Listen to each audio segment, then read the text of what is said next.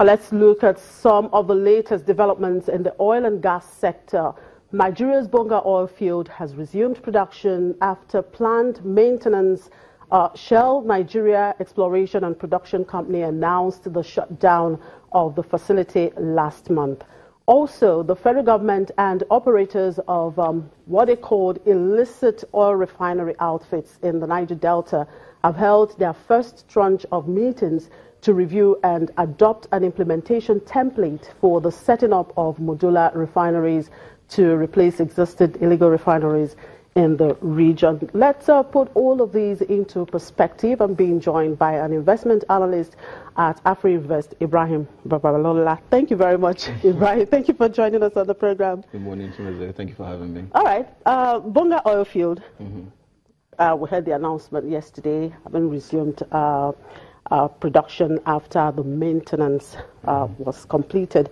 What would this mean for Nigeria's oil production now? It is a positive development. You know, the total production went from about 1.8 million barrels per day in February. It dipped to about 1.6 million barrels per day, you know, on the back of the shutdown of the Bonga oil field for planned maintenance. So the coming on board of the oil field would boost our production numbers, of course. You know, at this point where the militancy has sort of subsided, we need to be hitting the, as much production as we can. So it is all in all, it is a positive development. Now, this facility produces about 225,000 barrels of oil per day. How much impact do you think this would have had on Nigeria's oil production when it was shut down? Yeah, Bonga oil field is responsible for about 10% of the total production numbers. You know, so it is a significant contributor to the total production numbers. As at February, Bonga oil field was hitting about 207,000 barrels per day. With the reopening of the oil field, the loading program shows that in April, they expected to load about 126,000 barrels per day from the Bonga oil field, and this should go up to 183,000 barrels per day in May. You know, and that's significant when you think about the total production numbers. Is this oil field very important for Nigeria? It is absolutely important. You know, just as I mentioned, they contribute about 10% of the total production to the production numbers. You know, when you look at how total production dipped month on month when the oil field was shut down from 1.8 million barrels per day to 1.6 million barrels per day, you know, that sort of highlights the significance of the oil field to the total production numbers. And where is Nigeria currently in terms of our oil production? Well, at the moment, you know, as of March, we're at 1.6 million barrels per day, as I mentioned. With the reopening of the Bonga oil field, we should be hitting 1.8 million barrels per day by May. Okay. Now, currently, Nigeria is being excluded in the OPEC production cut, and there's a lot of speculation that there's a possibility that Nigeria might be included. That is, if the group decides to extend its production. So, what would this mean for us if they did, you know, agree to do this? So, what are the chances of Nigeria not being excluded from production cuts? Yeah. Well, one of the reasons why Nigeria was excluded in the first place was that Nigeria was experiencing supply disruptions, you know, on the back of the militancy activities in the Niger Delta region.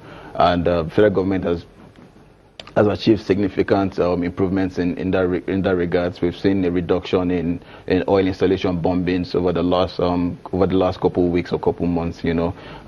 So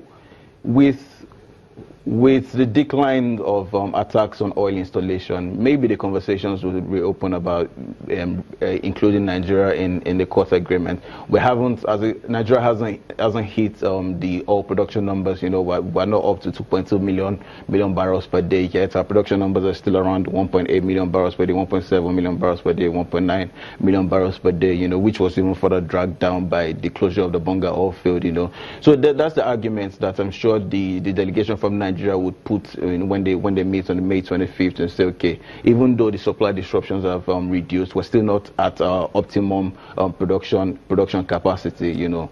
So do you think that OPEC could, of course, take that decision to exclude, or rather to include Nigeria? We think that the conversations to include Nigeria would spring up at the meeting. We also think that the Nigerian delegation would try to would argue why Nigeria should not be included at this time, because we're still not hitting our optimum production numbers. Again, that decision will be made by OPEC members. We can only say, okay, the discussions would be held.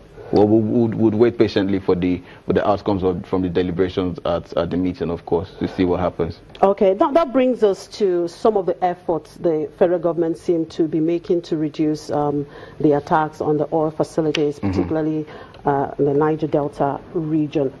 Talking about the Modular refineries, of course, talks seem to have begun between those involved and the federal government. Now, how do you think this will also help to some of these attacks? Well, I think it's a fantastic way to address the problem of illegal refineries. Trying to convert some of the illegal refineries into modular refineries. The bottleneck in that approach is the significant capital requirements that it would take to convert these refineries into modular refineries. I was working out with the numbers with my colleague in the office the other day, and we could see that to build a modular refinery that would generate about 10,000 barrels per day, you would probably need about $87 million in investment. When you look at how much crude oil we need to refine to cater for the daily oil consumption in Nigeria, I think Shell's and NNPC's, I beg your pardon, NNPC's quota of the oil produced is about 400,000 barrels per day, with about 30% production capacity of the refineries at the moment. We need to be able to cater for about 300,000 barrels per day. Now, if we're able to convert the illegal refineries to modular refineries that would be able to cater for the deficit, will probably require about $2.6 billion in investment. Now, we don't expect the government to get involved in this, but government needs to come up with incentives to incentivize the private investments to come and invest in the modular refineries.